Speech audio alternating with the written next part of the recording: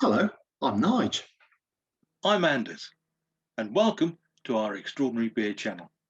We've got three beers we're going to go through today, as we do every week. My friend and colleague is going to show you the Fursty Ferret. Secondly, we have the Bombardier Amber Ale. And finally is the Waitrose Dutchy Organic Amber Ale. It's organic, and organic doesn't give you hangovers, apparently. Doesn't it? No, because it's good for you. Brilliant. Okay. So if we go by the normal rule of ascending, we're going to start off with a Fursty Ferret. I presented it in that order. I was prepared. You were very good. This is becoming so smooth. Oh, it is. And I'm going to put the beer cam on. I'm not going to forget this time. No, don't forget beer cam. Talk amongst yourselves for a bit. Fursty Ferret, of course. Sorry, I'll talk while you're doing that. Fursty Ferret comes from Hall and Woodhouse. The history behind the Fursty Ferret is ferret is Latin for little thief. Did you know that? No, you didn't know that. I do know. And supposedly, the ferret ran into a Hall and Woodhouse pub. Yeah. And nicked their beer. I say nicked. Hence the name. I had a little guzzle on some. So, yeah, they made a beer called Fursty Ferret. No, I've had this one quite a bit. So. Me too. It's local to where I am. It's local to where you were.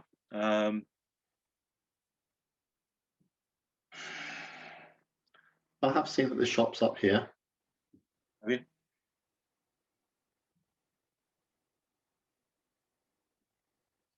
Now there's some really nice, good malt smells with that.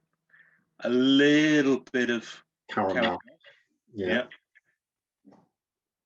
Let me remove my chubby little fingers and let's have a look at that colour.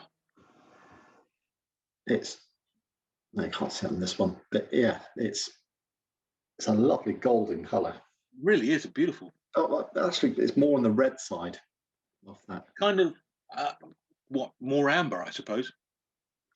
Yeah. Oh, it's an amber ale as well. Anyway, I'm digging in.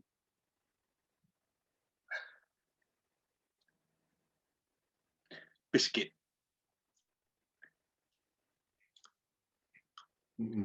Toffee biscuits. I'll definitely get toffee with this. Absolutely, yeah, biscuit. Very dry finish.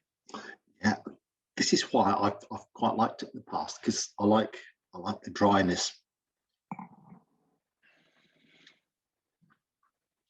Yeah, that's quite heavy on the carbonation, but I think all Hall and Woodhouse beers, I think they're all quite heavily carbonated.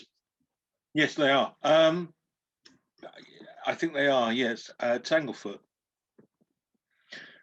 which used to be the greatest beer ever. Yeah. Sadly, it has gone downhill. That was always heavily carbonated, though. And there are plenty of other Hall and Woodhouse beers that are, like you say. This is lovely. This is really, really nice.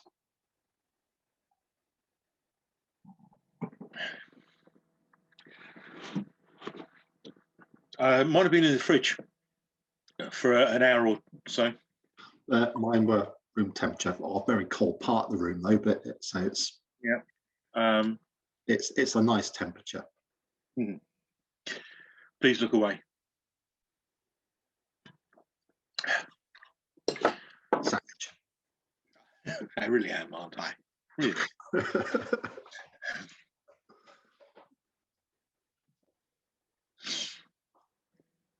So yeah,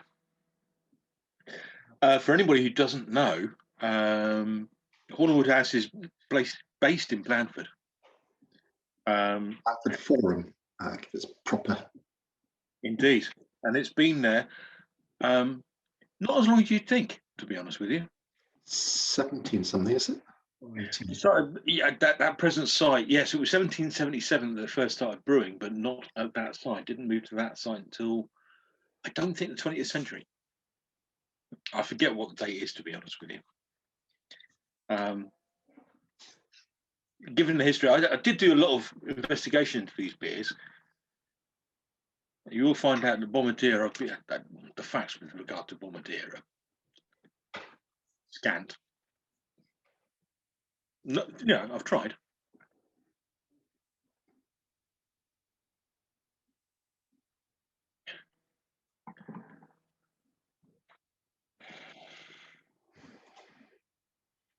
Yeah, that caramel toffee thing, I quite like it.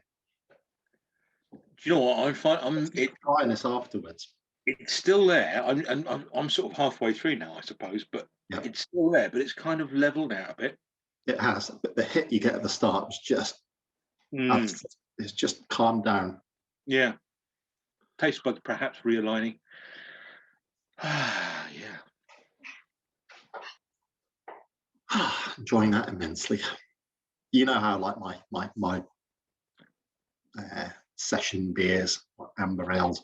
The thinking behind the selection was, because we didn't video this, but weeks ago we've done amber ales, just bog standard bit, I think was one of them, and this one was just up a notch. So these were 3.5%, 4% beers. They were just a little bit more pokey. So ranged from 4.4 to 4.8. Indeed. Not really strong ale territory, but still just up a notch. We start on a nice one here, the Fursty Ferret, which I've like you, I've drunk plenty of in the past. It's repeating a little bit. Yeah. Excuse me. Thank you. Very dainty. It's me all over. You get that caramel right at the start. That sweet caramel, biscuity, toffee. Yeah. And it lingers for a fair bit, then it just dies away, and then you get that dry bitterness at the end. Yeah. And it just finishes it off quite nicely.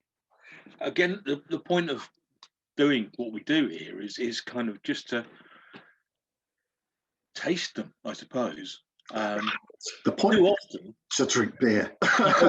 You just drink beer and it's and you don't really take notice of them. You like them and you know what you do and what you don't like, but a lot of the time you don't really delve down and find out what it is that you actually do like about them. And this is a case in point. Fursty Ferret I've drunk for plenty of times, but never really concentrated in depth on No, it's nice, and also it's in context. How does it compare to its peers in the marketplace? Yeah, right. Slow down for just a sec. Let's slow it down, because it is just too easy. Just too.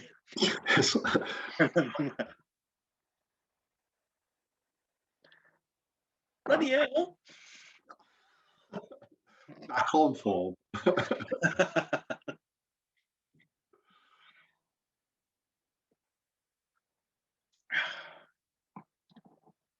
Well, I've never had that in a pub. I've only ever had that in the bottle. Can you get it in the pub stand your way? You can, yes. There are plenty of pubs around here that will. There's the Old Inn, the Barley Mow. Yeah. Yeah, it's available around. Okay. Yeah, the viewer doesn't need to know a list of pubs in our area that sell them. No. A lot of places do. Yeah. That'd be interesting. I'd like to try that in the pub. I have a funny feeling that the cask version is a couple of points lower than the bottle. That sometimes happens. It does. I think it's about 4.1, if I remember correctly.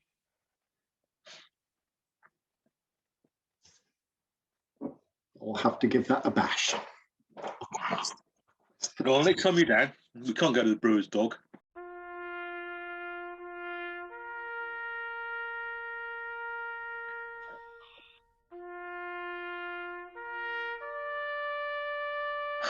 Conversation news. Our favourite pub Yeah, it's a beautiful pub in Wimborne. is up for well, the It's up property's for up for sale. sale. Yeah, and I took a stab at it, and I bought a Euro Lottery Millions ticket the other day. No, Didn't work. it's not destined to be. I don't think. No, never mind. Shame.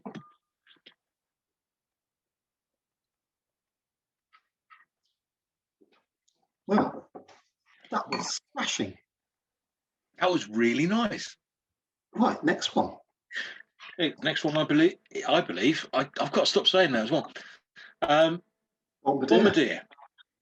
Yeah. You're going to coach beer, Cam. And I'll tell you that the Bombardier beer was brewed by Charles Wells Brewing Company, which was unfortunately sold off to Marston's back in 2017. So Charles Wells as a company still exists, but as a company who own pubs and things, brewing has been taken over by Marston's, and therefore now Carling. Yeah. No, Carlsberg. Carlsberg, beg your pardon. Sorry, yeah. Well, that's very similar colour. If anything, a little bit darker than the first. A wee bit, yeah. It's got a very creamy head on it. It's yours. Yeah. It's a very, very faint, very faint smell of malt. Yeah, it's not as in your face as the last. No. Oh, that looks very appetizing. It does look very nice. It's holds a meal with that creaminess. Yeah. Anyway, a bit more in there. Go on, in you go. Go on. I'm going in. Don't hang around for me.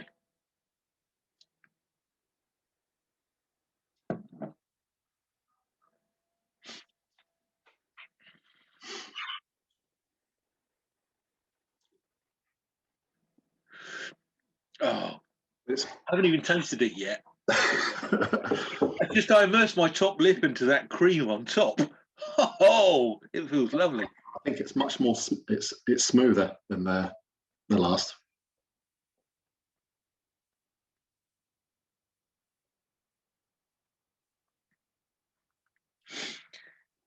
It's very similar. It's similar, but it's just tone. Everything's just toned down. Yeah, like you say, it's not as in your face. Yeah, if we talk about a music mix, everything's just lower down in the mix, and there's spiciness in it. If that makes sense. It does. It's just and although it's got quite a thick, creamy head on it, the carbonation is much smoother. It is. Yeah. It's a lot easier to drink. It is. It's like, when you talk about music, it's like your EQ levels, isn't it? You remember you used to get those MIDI tracks in the 80s and 90s where you could set your EQ. Bombardier is like everything's just much more just in the mix. A little bit off, yeah. Where Fursty Ferret, it's like, well, that one right up full, that one's right down there. But yeah, exactly.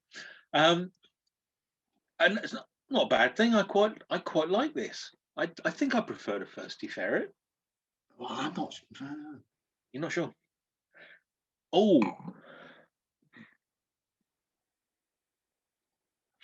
If I was going to have one, I'd have the Fursty Ferret. If I was going to have two or more, I think I'd go for this one. Yeah. I'm going to come in with something controversial in a minute. I'm going to hold my horses before I say anything. Oh. I honestly don't remember. Bombardier is one of those ones that you go into your local supermarket and you look at them. Bombardier has always been there. Yeah. You just Nah, ignore it because it's not been part of, it's been there forever and ever and ever, and you want to taste something new. And yeah. But this is, but this is the other thing that we've discovered whilst in lockdown and having to drink things when we're meeting each other online. We've tried all the things that we've always just ignored. taken for granted, perhaps. Yes, you think, oh, we had that years ago. That was no good, and that Yeah. was that rediscovery of Old Peculiar. Oh, Fixing's so peculiar. Yeah, Yeah, it was. I'm not going to go into it. We've been into it before, yeah, but yeah, it really is king of beers. yeah. It really is. But do you know what? The more this goes on, the more I'm liking it, the more I'm warming to it. And I think it's that forced carbonation in it's just. I reckon it's if you force the carbonation quickly, yeah, because that'll be CO2 pumped into it, high pressure, and for profit as quickly as possible, so you get bigger bubbles. If you have a lower pressure and leave it for a longer time, you get the smaller bubbles. yeah. And it's the price thing. It's just the timing thing of shifting things out the brewery. Yeah. I have to say, I think this is like I've said it before. It's a lot smoother. It seems a bit more. It seems a little bit warmer in taste. I don't know quite what I mean by that. But right on the end, If you could taste warmer, not feel it, that's what it would be. If you can remember Gilly Goulden, there's one for the kids. She used to do the wine reviews for Food and Drink. Yeah. She used to come up with the most bizarre references, but I kind of get it now. And I will say that the controversial thing I was going to say was right at the end, I'm getting just the merest hint of red fruit. You're turning into a beer taster. Be a wanker. I was going to sum this up. I forgot what I was going to say now. I got just so distraught by you getting Red berries. Yeah. Whatever. What was I going to say? It's comfortable. That's what I was going to say. Yeah. It's a good, comfortable beer. Yeah. How you taste comfortable, I don't know. Words. It's just the way it hits you. It's comfortable. But the Fursty Ferret is not quite that comfortable, but you get the reaction. This is comfortable. Yeah. And in fairness, on an easy night, comfort all the way. It's a well-rounded beer as well. It's not. Yeah. It's not Shepherd Neame. No. So it's not rubbish. It's not rubbish. No. So our third choice is the Waitrose Dutchy Organic Amber Ale. While Nigel's opening up on beer,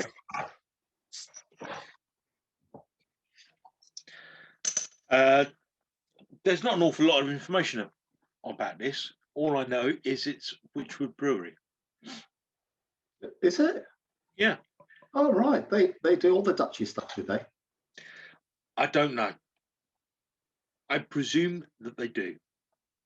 Oh, I never knew that. Wow. Well, I have some interesting information sometimes. There's not a lot more information than that on the internet anywhere. But it is Wychwood. Well, that's much, much lighter. A lot lighter. Isn't it? That worries me slightly. No, but it's still amber. Though when I hold up to beer can, the light's right behind it. It looks like a pale ale, but it's actually. You say that. There's part of me that thinks that might be a golden ale. Anyway.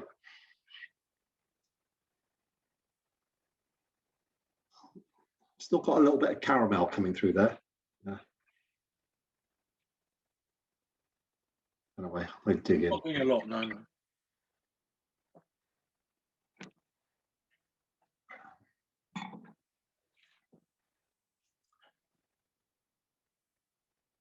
Oh, that's not that bad. It's different. It's. You know what? Yes. Can I just say, I tasted that and I thought that's very Witchwood. Yeah, auto-suggested. Well, I don't know if it is. It's actually the depth of flavour in there is quite amazing because I've got lots of things going on there which carried on after I'd stopped. Yeah, that's quite nice. that is. It's very different to the other two. Yeah, if anything, as the colour would suggest, it comes across lighter when you're drinking it. I think the lightness of the.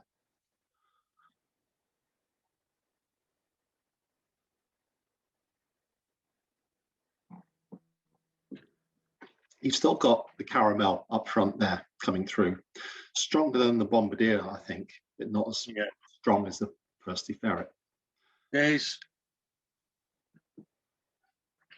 But the caramel lingers for quite a while, and then you get the little tingle bit.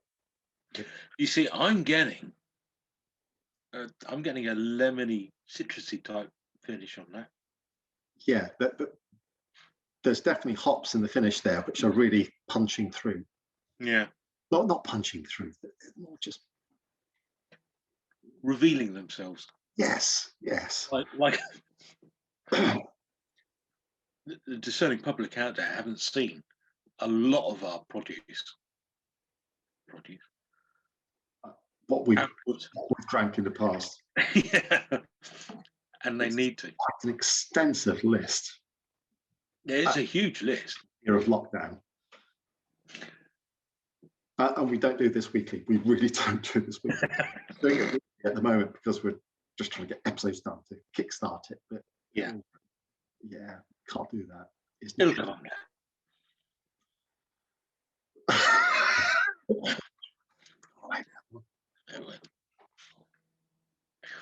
So, right, we're going to end this episode because Nigel has just finished his. Yeah. I'm going to take a big sip. I'm going to say, if you've enjoyed this, like it. If you want to see more of this, subscribe to it. If you want to leave a comment, do so. Please do so. If it's nice, we'll reply to it. If it's not, well, we won't. Yeah. Don't be rude, please. If you do, we'll tell you, you're being a bit rude. We will comment, we'll put, you're being a bit rude. We're very rude, yeah. I don't know if I have the technical ability to block you, but if I could, I would. No, don't do that. We will not do that. No, I won't. Okay. Free speech. Power to people. You're just like Citizen Smith. Oh, wasn't that a brilliant program? Yeah, that's all for the kids. Anyway. Bye. Thank you. Good night.